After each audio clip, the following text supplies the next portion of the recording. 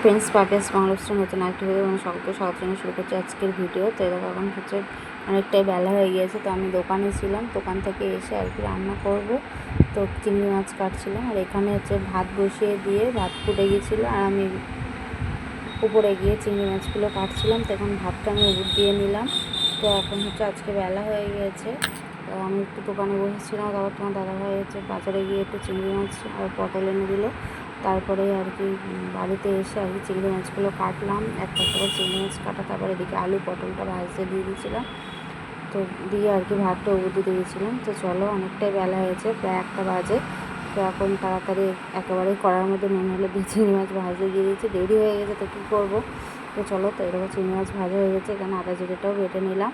তো এদিকে পটল আলুটাও বসিয়ে দিয়েছি। তো চলো, আদা জিরেটা বাটা দিয়ে ভালো করে কষিয়ে নিয়ে তারপর এরকম আমার পটল আলু ঝোল এদিকে হয়ে গিয়েছে।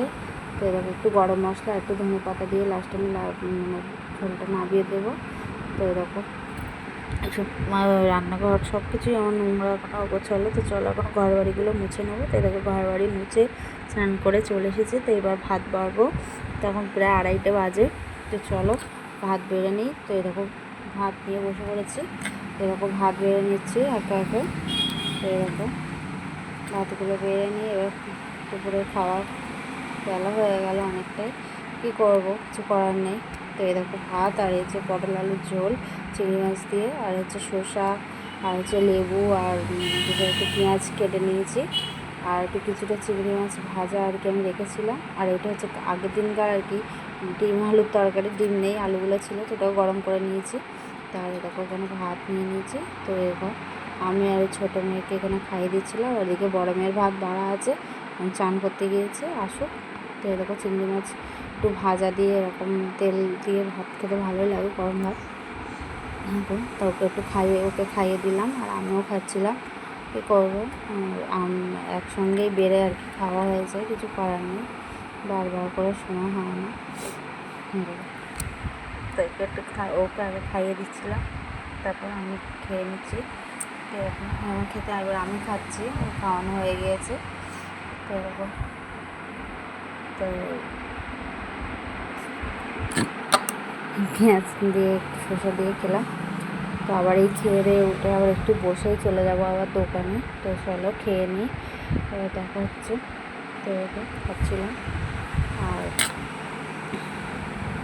পটল আলুর ঝোল দিয়ে পটল আলু দিয়ে আর কি চিংড়ি মাছ দিয়ে এরকম ঝোল কার কার ভালো লাগে অবশ্যই কমেন্ট করে জানিও।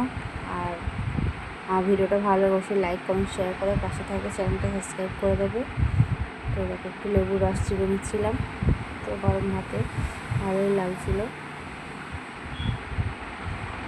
পেঁয়াজটা খেতে খুব ভালোই লাগে আমার, সবসময় কাঁচা পেঁয়াজ এমনি আমার ভালো লাগে। তো হচ্ছে রবিবারের দিন ছিল,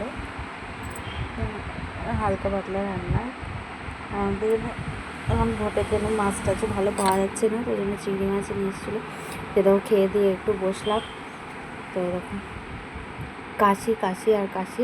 তো চলো দোকানে যাব। তো তার আগে এগুলো আলুগুলো কালকে আমি চিপস করতে দিয়েছিলাম, তো আজকে শুকিয়েছে, কালকে ভালো শুকায়নি। তার একটু কালকে একটু রোদে দিলে ভালোই হবে। তো আমার ছোটো মেয়ে এখানে বলছিলাম আজকেই ভেজে দেবে, না আজকে ভাজে যায়, তখন নাটক, আমি কাঁচা আলু চিপস বোধহয় কাঁচাই খেয়ে নিচ্ছে, দেখি না নাটক করছে বসে বসে, যে আমি এমনিই করছি। তা বলছে আমাকে একটু ভেজে দাও, আজকেরই ভেজে দাও। না আজকে ভাজবো না, কালকেরে দেবো, একটু ভালো করে শুকা তারপরে দেবো। তো এই দেখো, ছোটোবেলায় আমার মা খুব করতো আমাদের জন্য আলুর চিপস।